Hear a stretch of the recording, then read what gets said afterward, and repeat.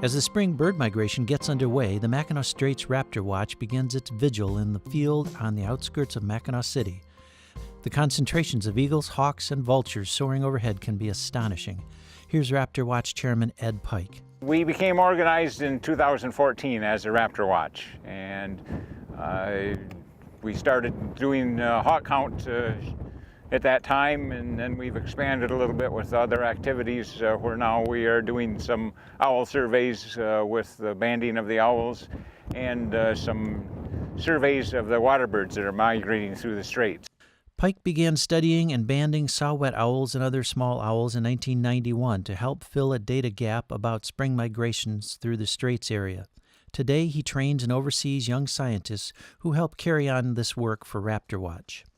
For the owl surveys that we're doing and the owl banding that we do, we have what is referred to as mist nets. They're a fine net set up between two poles. Each net is approximately 40 feet long and about 8 feet high.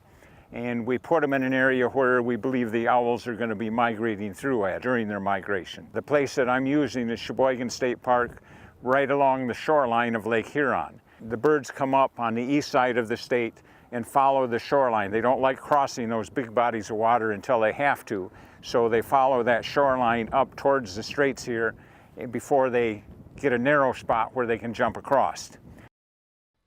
These two young scientists are helping Pike and Raptor Watch carry on the owl banding program. Nick Aliotto and Arthur Sanchez are recent college graduates with experience in bird banding. Working at this and other temporary positions across the country, they're launching their careers in wildlife ecology. So the way the protocol works is we're banding from dusk to dawn. So when the sun is going down, we go out and we set up nets half an hour before sundown. We close nets half an hour before the sun rises.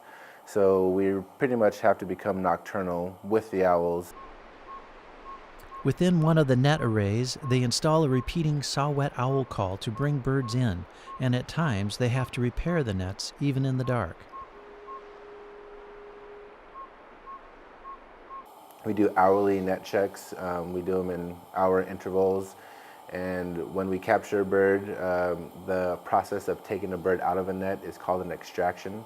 So we do an extraction with every precaution necessary to make sure that we're not injuring the birds. So once we transport the birds back to the lab, we immediately take the wing cord and the tail length. So we're collecting morphometric data. Along with included in morphometric data is age, sex, feather wear, body fat, body condition. So we're pretty much assessing the bird as we're processing it. And then each bird gets its own little anklet, I guess, and each one has its own little 9-digit code, and pretty much that just allows us, if the bird gets caught somewhere else, the people that catch it can find out where it came from and all the information that we wrote about it that day. And likewise, if we've caught birds that have had bands from other stations, and we can punch that number in online on a database, and it can tell us what year, what date it was caught, and the information those people wrote about it. According to the U.S. Geological Survey and Canadian Wildlife Service, bird banding is a universal and indispensable technique for studying the movement, survival, and behavior of birds.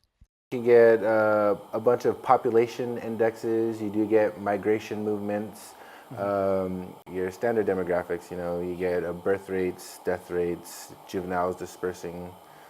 And plus you can kind of see how the breeding season went depending on when you're banding. Like in the fall you can see, depending on how many captures you had, if it was a good breeding season, if there's a lot of birds you're catching or not. So it can tell you a lot about the ecosystem, how the ecosystem's doing wherever you're banding.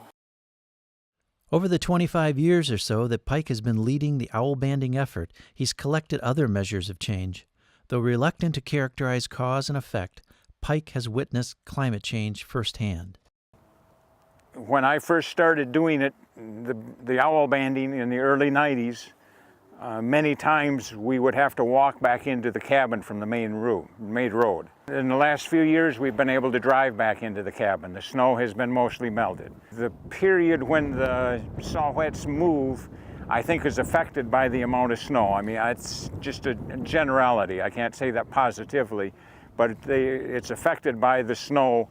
And when I first started, we would catch most of our birds right after the 1st of April.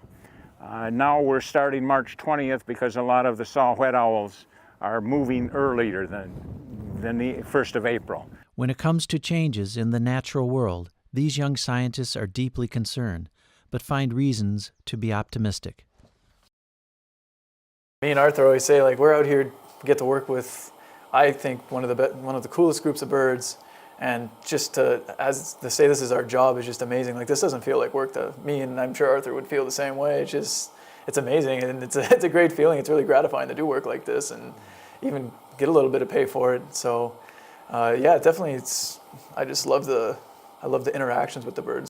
Yeah, I think, when you get a bird in your hand, it's definitely an intimate interaction, and not many people get to experience that. So when you get to experience this intimacy with another being, it's and nice. You connect with them, Yeah. and you care about them, and you want to do your best to protect them. And there's so much going against birds in all wildlife environments. And I feel like with people that go to school and study, environmental science, ecology, biology, I feel like we're, in the sense, wildlife warriors. We're the ones out there on the front. We're on the front line, and we're in the field, and we're seeing all this stuff go down firsthand, and we're going to protect it the best we can with our lives.